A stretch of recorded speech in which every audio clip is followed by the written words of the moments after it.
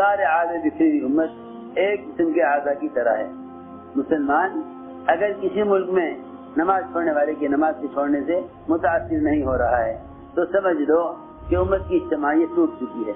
Reconstruction of امہ dailymarkers.com. الحمد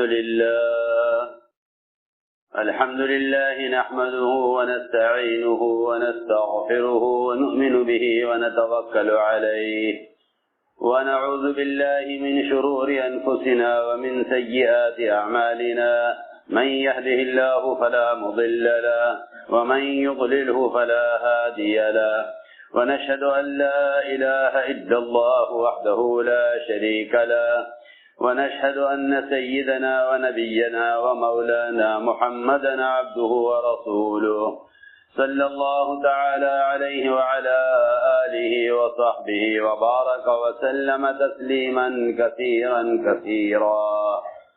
أما بعد فأعوذ بالله من الشيطان الرجيم. بسم الله الرحمن الرحيم.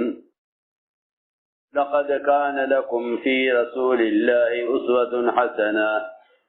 وقال عليه الصلاة والسلام: مثل المؤمن والإيمان كمثل فرس في آخيته يحول ثم يرجع إلى آخيته. وقال عليه الصلاة والسلام: المؤمنون هينون لينون كالجمل الآنف إن قيد انقاد وإن أنيخ على صخرة استناخ أو كما قال عليه الصلاة والسلام. میرے محترم دوستو، بزرگو، عزیزو، حضور اکرم صلی اللہ علیہ وسلم کی بعثت کا سب سے اصل بنیادی مقصد امت کو دین کی تعلیم دینا ہے. امت کو دین کی تعلیم دینا ہے. اگر امت میں سے دین کی تعلیم دینے کا نبوت کا طریقہ ختم ہو گیا تو امت تعلیم اور تربیت سے محروم ہو جائے گی. بہت توجہ سے بات سننا. تعلیم اور تربیت جو بعثت کا اصل مقصد ہے، جو بعثت کا اصل مقصد ہے، تعلیم اور تربیت جو بعثت کا اصل مقصد ہے، اگر یہ دو کام نبوت کے طریقے سے ہٹ گئے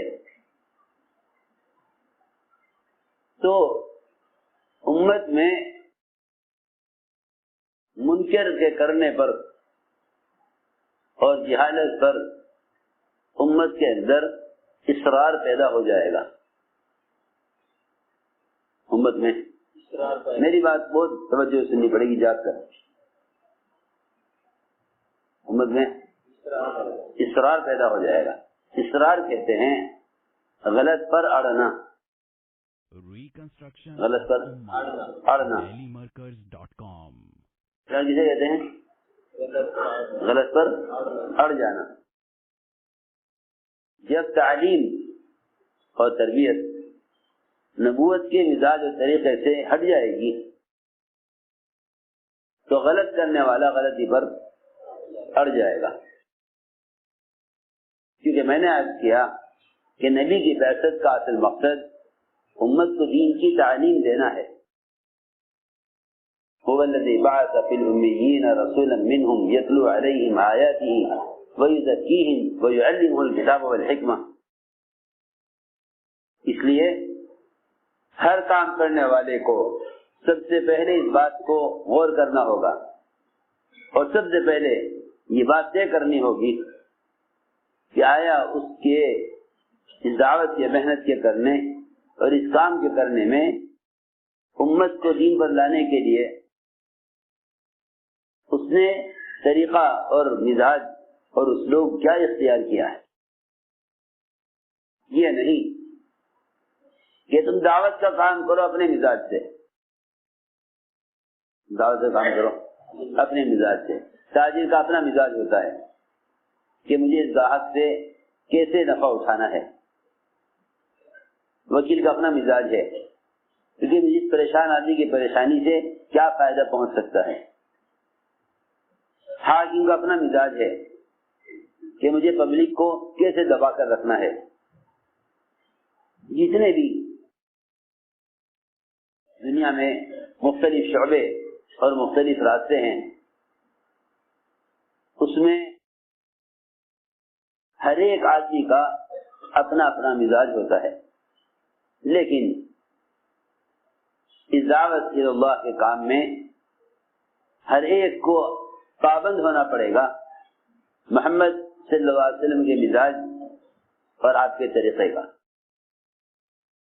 آپ کے طریقے کا اس کا پابند ہونا پڑے گا. یہ نہیں کہ آپ کام کریں اپنے مزاج کے مطابق، بلکہ آپ کو چاہیے کہ سب سے پہلے اس بات پر غور کریں کہ حضور اکرم صلی اللہ علیہ وسلم کے امت کو تعلیم دینے کا اسلوب و طریقہ کیا تھا. جب تک امت کو دین پر لانے کے لیے اور امت کو دین کی تعلیم دینے کے لیے نبوت کا اسلوب اور طریقہ اختیار نہیں کیا جائے گا اور ہم اس کے پابند نہیں بنیں گے، اس وقت تک امت منکرات سے باز نہیں آئے گی اور معروفات کی طرف نہیں آئے گی. میری بات دھیان سے سننا بہت. کسی کو کیونکہ دعوت اصل بھلائی کا حکم کرنا اور برائی سے روکنا ہے. دعوت اصل بھلائی کا حکم کرنا اور برائی سے روکنا ہے. بھلائی کا حکم کرنے برائی سے روکنے میں نبوت کا مزاج اور طریقہ کیا ہے؟ آپ کا تعلیم اور تربیت کا اسلوب اور طریقہ کیا ہے؟ ایک صاحب نے آ کر آپ سے سوال کیا اور سیدھا آ کر یہ کہا کہ مجھے زنا کرنے کی اجازت دے دیجیے. وہ جانتے تھے کہ زنا کرنا حرام ہے، لیکن آ کر آپ سے کہا کہ مجھے زنا کرنے کی اجازت دے دیجیے. یہ نہیں کہ آپ اس آدمی کو مار کر نکال دیں یا ڈانٹ کر بگا دیں. نہیں، ایک آدمی سوال کر رہا، حالانکہ سوال انتہائی محمد اور سوال انتہائی نامناسب، لیکن اس وقت اس کی ضرورت نہیں ہے. اس وقت اس کی ضرورت نہیں کہ آپ اس آدمی کو یہ بتائیں کہ یہ سوال کرنا ذرا کتنا برا ہے، بلکہ اس کی ضرورت ہے کہ جس زنا کے ارادے نے اجازت پر مجبور کیا ہے، جس زنا کے ارادے نے اس سوال کرنے پر مجبور کیا ہے، اس کے دل سے اس زنا کے ارادے کو ختم کیا جائے. بہت توجہ سے بات سننا. جو ہم سوچتے ہیں کہ دعوت کی کیا دعوت ہے، کہ دعوت سب سے پہلے یہ ہے کہ امت میں کو بھلائی پر لانے اور برائی سے روکنے کے لیے سب سے پہلے یہ غور کرو کہ محمد صلی اللہ علیہ وسلم کا اس میں طریقہ کیا تھا. کیونکہ عبادت کا اور ضرورت کی لائن کا جو بھی عمل آپ کے سنت طریقے سے ہٹ گیا وہ دین نہیں ہے، وہ دین نہیں ہے. جس طرح نماز میں آپ کا طریقہ متعین ہے، صلو کما رأیتمونی اصلی، کہ نماز بالکل اس طرح پڑھو جس طرح مجھے پڑھتا ہوا دیکھ رہے ہو. بالکل اسی طرح آپ صلی اللہ علیہ وسلم کی دعوت کا طریقہ بھی متعین ہے. چنانچہ صحابی کا سوال کہ مجھے آپ زنا کی اجازت دے دیجیے، تو آپ نے فرمایا کہ اگر جو زنا تم کرنا چاہتے ہو کسی عورت کے ساتھ، وہ عورت کسی کی بہن، کسی کی بیٹی، کسی کی خالہ، کسی کی ماں ہوگی، اگر یہی کام کوئی شخص تمہارے گھر کی کسی عورت کے ساتھ کرے تو تم برداشت کرو گے؟ آپ نے یہ فرمایا. مگر نہیں، ہرگز نہیں۔ فرمایا کہ بس جس طرح تم برداشت نہیں کرو گے کہ کوئی تمہاری کسی عورت کے ساتھ زنا کرے، اس طرح لوگ برداشت نہ کریں گے کہ تم کسی عورت کے ساتھ زنا کرو۔ وہ فرماتے ہیں کہ حضور اکرم صلی اللہ علیہ وسلم نے مجھے اس طرح سمجھایا کہ میرے دل سے زنا کا ارادہ نکل گیا، میرے دل سے زنا کا ارادہ نکل گیا۔ یہ ہمیں سے ہر ایک کے سوچنے کی بات ہے کہ اس نے اس دعوت کے کام میں امت کو منکر سے ہٹانے کے لیے اور امت کے دلوں سے منکرات کے جذبات کو ختم کرنے کے لیے اسلوب کیا اختیار کیا، اسلوب اور طریقہ کیا اختیار کیا؟ پہلا سوال اس کا ہے۔ اس لیے کہ اگر منکر سے روکنے میں، اگر کسی کو منکر سے روکنے میں ذرا بھی شدت اور سختی اختیار کی گئی، ذرا بھی شدت اور سختی اختیار کی گئی تو امت جس منکر میں جس سطح پر ہے اس سے بھی زیادہ بری حالت تک پہنچے گی، اس لیے کہ منکر کا کرنا تو منکر ہے ہی، لیکن منکر پر اڑنا یہ اس سے زیادہ بڑا منکر ہے، اس سے بھی زیادہ بڑا منکر ہے کہ آدمی منکر پر اڑ جائے۔ میں نے غور کیا کہ جو شخص منکر کر رہا ہے، جو شخص منکر کر رہا ہے، اس کے بھلائی پر آنے کی اس وقت تک امید کی جا سکتی ہے جب تک اس کے اندر ضد پیدا نہ ہو، اس کے اندر ضد پیدا نہ ہو، جب تک اس کے اندر ضد پیدا نہ ہو اس وقت تک امید ہے کہ یہ منکرات کو چھوڑ کر معروفات پر آ جائے گا۔ بہت دھیان سے بات سننا، اگر ہمارا طریقہ منکر سے روکنے کا نبوت کے طریقے سے ہٹ گیا تو منکر کرنے والے کے اندر ضد پیدا ہو جائے گی، منکر کرنے والے میں ضد پیدا ہو جائے گی۔ اس لیے منکر پر اصرار کرنا منکر کرنے سے زیادہ برا ہے، منکر پر اڑنا منکر کرنے سے زیادہ برا ہے۔ آپ صلی اللہ علیہ وسلم کا کیا اسلوب اور کیا طریقہ رہا منکر کرنے والے کی اصلاح کے لیے؟ آپ کی مسجد میں ایک آدمی نے پیشاب کیا،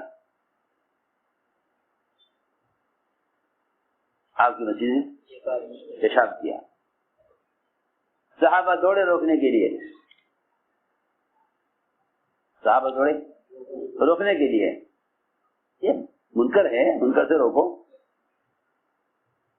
مسجد ناپاک ہو جائے گی، اسے پیشاب کرنے سے روکو۔ روکنے کے ایک آدمی کو غلطی سے روکنے کے تو کتنا تقاضا ہونا چاہیے؟ ایک آدمی ایک منکر تو یہ کر رہا کہ مسجد میں پیشاب کر رہا، دوسری بات یہ ہے کہ اس کے پیشاب کرنے سے مسجد ناپاک ہوگی،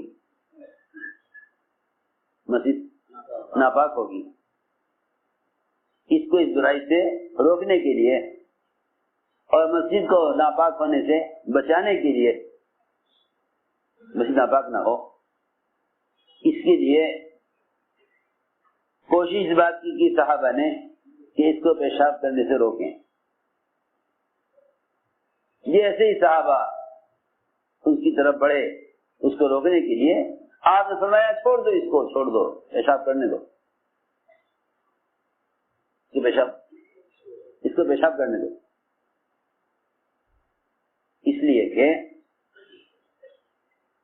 اس وقت مسجد کا ناپاک ہو جانا اتنی بڑی بات نہیں،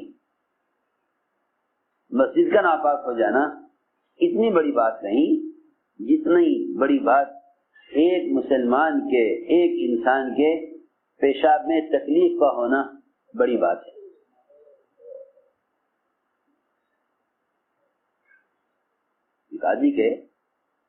ایک آدمی پیشاب کرتے کرتے درمیان پیشاب کو روکے، اور روکنا بھی اس لیے نہیں ایک آدھ سیکنڈ کے لیے نہیں، یہ پیشاب کو روکے پھر چل کر مسجد سے باہر جائے اور جہاں پیشاب کرنے کی جگہ وہاں جا کے پیشاب کرے، یہ بات اس سے کہیں زیادہ بڑی ہے کہ مسجد ناپاک ہو جائے اور مسجد کو پھر پاک کر دیا جائے.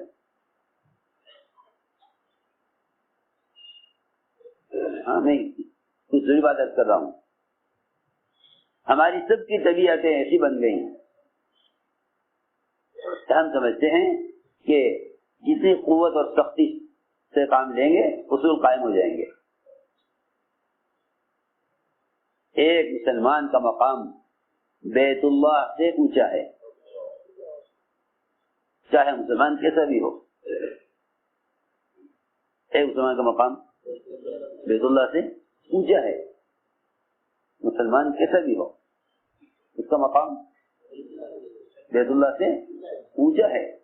حضور اکرم صلی اللہ علیہ وسلم نے کعبے کو مخاطب کر کے فرمایا تیری خوشبو کتنی عمدہ، تیری تعظیم تیری حرمت واجب ہے، لیکن پھر بھی سن لے تو کہ ایک مسلمان کا مقام تجھ سے اونچا ہے. ایک مسلمان کا مقام تجھ سے اونچا ہے. سن رہے سو رہے؟ ایک مسلمان کا مقام، ایک مسلمان کا مقام بیت اللہ سے اونچا ہے. ساری دنیا کی مسجدیں بیت اللہ سے ادنا ہیں، ساری دنیا کی مسجدیں بیت اللہ سے ادنا ہیں، اور ایک مسلمان کا مقام بیت اللہ سے اونچا ہے. آپ نے فرمایا صحابہ سے اس کو پیشاب پورا کرنے دو. اگر تم اس کو مسجد میں اس کام کے کرنے کے اعتبار سے تعلیم دینا چاہتے ہو تو پہلے سب سے پہلے تم معاملہ شفقت کا کرو، معاملہ شفقت کا کرو. فرمایا آپ نے انا لکم بمنزلۃ الوالد اعلمکم، کہ میں تمہیں دین سکھلانے کے لیے باپ کی طرح ہوں. میں تمہیں دین سکھلانے کے لیے باپ کی طرح ہوں. اگر باپ کی شفقت اولاد کے لیے نہیں ہے تو آپ کسی کو دین کی تعلیم دے نہیں سکتے. آپ نے فرمایا اسے پیشاب پورا کرنے دو. جو پیشاب پورا کر چکا تو فرمایا کہ ایک ڈول یہاں پانی کا بہا دو. اس کی بے وصولی کی شہرت نہیں کی گئی کہ مدینے میں اعلان ہوتا کہ فلاں شخص نے پیشاب کیا ہے مسجد میں، بلکہ ہماری سب کی طبیعتیں ایسی ہیں کہ ہم سمجھتے ہیں کہ غلط کرنے والے کی غلطی کی تشہیر کرو تاکہ اس سے یہ توبہ کر لے. حالانکہ اس سے دو نقصان ہیں. ایک، مسلمان کو رسوا کرنے کے ارادے کی وجہ سے ایسا کرنے والے مریں گے نہیں جب تک خود اس گناہ سے اطلاع نہ ہو جانے.